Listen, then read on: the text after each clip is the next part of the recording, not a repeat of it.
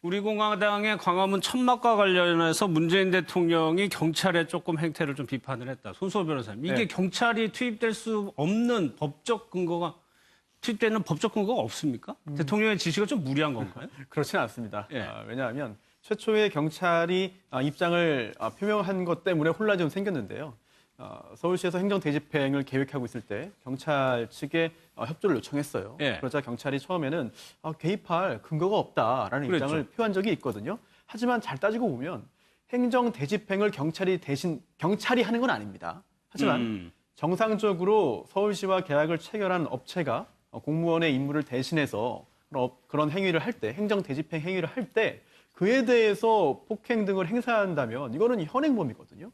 따라서 경찰은 당연히 그러한 그 현행범에 대해서 적절한 조치를 취할 권리가 있고 예. 그리고 또 취해야 할 의무가 있는 것이죠. 따라서 현장에 있으면서 그런 장면을 목격만 하고 관여하지 않았다면 네. 오히려 경찰이 해야 될 일을 하지 않은 것이기 때문에 문재인 대통령이 직접적인 언급을 한 것으로 해석됩니다. 지금 화면만 보더라도 좀 물리적인 충돌이 있어 보였는데 그렇게 충분히 된다는 말씀이시죠. 우리 공화당에서는 당연히 발끈을 하고 있습니다. 뭐라고 얘기하는지 한번 좀 들어보겠습니다. 7월 2일 날 국무회의에서 문재인 씨가 얘기했는 얘기가 기사화됐습니다.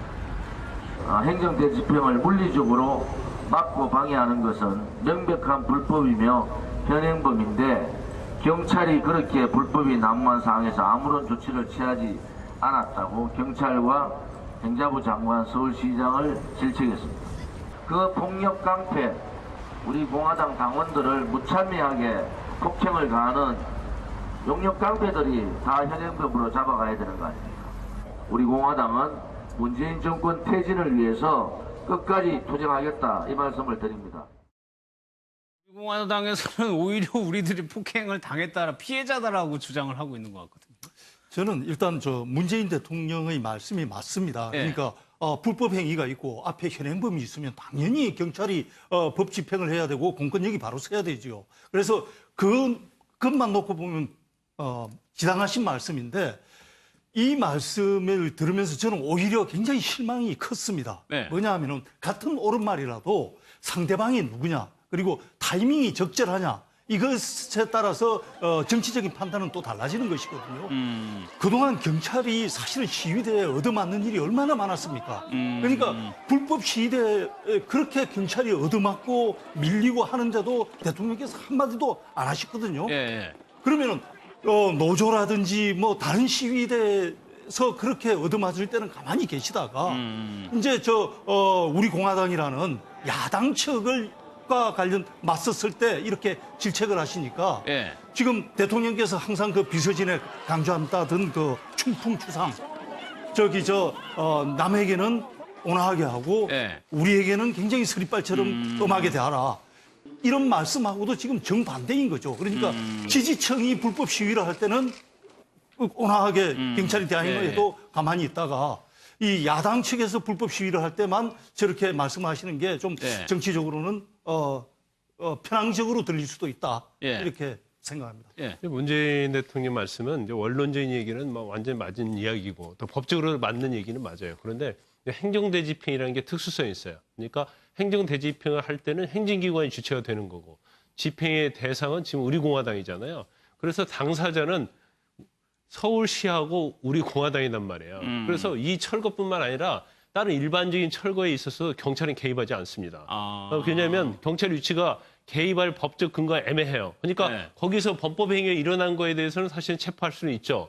그렇지만 그 당시에 어떤 철거를 할 당시 보면 서로 폭력을 일삼는 경우가 있고 어느 한쪽 편을 들어서 체포를 하게 되면 이 경찰에 대해서 굉장히 문제를 삼기 때문에 경찰 입장에 굉장히 난처할 수 있어요. 그리고 행정대집행의 어떤 특수성이 있기 때문에 경찰이 아마 거기에 개입하기 굉장히 어려운 측면이 있거든요. 그래서 향후에 있어서 이제 대집행이 될 텐데 경찰은 굉장히 고민이 좀 많을 것 같아요.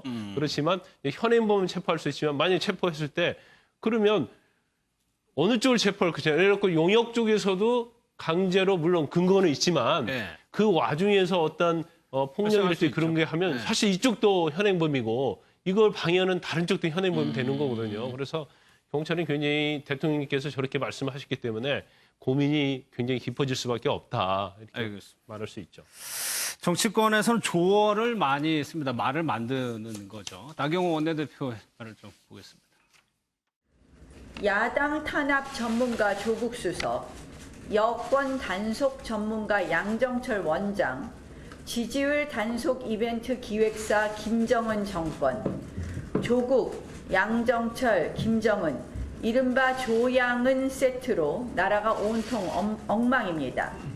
여기에 문재인 대통령까지 합치면 대한민국 퍼펙트 리스크 조합입니다.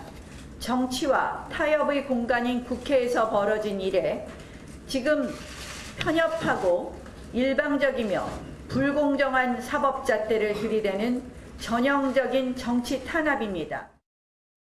강선우 평론가님, 이 얘기 이제 3명을 꼭 집어가지고 글자에 하나씩 따서 조언을 한 거예요. 네. 요즘 그 나경원 원내대표가 조어하는데 굉장히 좀 재미를 많이 들이신 것 같아요. 예전 뭐 북적북적 정권이다 아니면 뭐 석궁열차다 그렇게 얘기를 많이 하셨잖아요, 이전에. 저는 개인적으로 뭐 석궁열차는 굉장히 좋은 열차라고 생각을 합니다만, 근데 어쨌든 그 보면 이제 조국 수석의 조, 양정철 원장의 양, 김정은의 은 이렇게 땄잖아요. 근데 예전에 이렇게 사람의 이름을 이렇게 따서 뭐 조어를 만드는 건 많았어요. 예를 들면 뭐 고소영이라든가 이영자라든가 뭐 강부자, 성시경 등등 있었는데 그 당시 그때 조어를 보면 그게 글자 하나하나마다 뭔가 의미하는 바가 있었거든요. 근데 이번에 조양은은 그냥 단순히 성을 딴 거예요. 이름의 끝글자를 따거나. 그래서 그 원내대표 메시지 팀이 좀 원내대표 무게에 맞는 그런 메시지를 좀 써줄 필요가 있지 않나. 근데 또 한편으로 생각하면 원내대표가 저런 걸 좋아하지 않으면 밑에서 메시지 팀이 저런 걸 또 올릴 리도 없잖아요. 그래서 저는 조금 좀 침착하게 전열을 가다듬고 그 원내대표 격에 맞는 무게에 맞는 메시지를 좀 냈으면 좋겠습니다. 그러다 보니까 정청래 전 의원도 하나 만들었어요. 이거는 황나배라고 해가지고 3명의 인물을 지키는데 그러니까 상대방의 공격 포인트, 약점을 이렇게 거기다 집어넣는 것 같아요. 그렇죠. 이게 지금 이미지 씌우기 싸움을 하고 있는데 아까 조양은이라고 조어를 지은 것은 그 세 사람을 묶어가지고 조양은 그러면 조폭의 대표적인 이미지를 갖고 인물 아니겠습니까? 그러니까 어떤 국가 권력을 행사하는데 조폭이라는 이미지를 더 씌워가지고 이 국가 권력을 지금 잘못 행사하고 있다. 이런 이미지를 더 씌우는 것이고 그에 맞서서 또 정청래 의원 같은 경우에는 항나베라고 해서 아베를 거기다 엮어가지고 저 자유한국당의 친일 이미지를 더 씌우려는 이미지 지금 저게 다 돼 있는데 사실은 이런 아이디어들이 뭐 아이디어가 많이 발현되는 건 좋습니다. 그리고 그게 촌철살인으로 느껴지면 국민들에게 그렇게 느껴지면 상당한 홍보 효과가 있을 텐데 지금 양측의 이 이미지 더 씌우기는 촌철살인으로 느껴지기보다는 좀 과잉이다. 이런 느낌이 있으니까 득보다는 실이 좀 있지 않을까 싶습니다. 알겠습니다. 대정부 질의가 진행이 됐었죠. 이낙연 총리가 또 많이 주목을 받았습니다. 영상을 좀 보도록 하겠습니다. 또 살살 총리님 출마설이 나돌고 있습니다. 21대 출마하시겠습니까? 총선입니까? 예. 현재로서는 계획을 갖고 있지 않습니다. 총리께서는 이번 개각에서 유임되시고 11월경에 총리직에서 물러나셔서 야당의 선거사령탑이 돼서 내년 4월 총선을 지휘할 것이라고 하는데 사실이 맞는지요? 저는 아는 바가 없습니다. 여러 의견 중에 하나일 걸로 생각합니다. 총체적으로 총리는 이 정권 교육 정책에 몇 점이나 주고 싶으십니까? 그렇게 점수를 매길 만큼 깊게 따져보진 못했습니다. 총리신데요? 총리라고 다 전문적인 것은 아닙니다.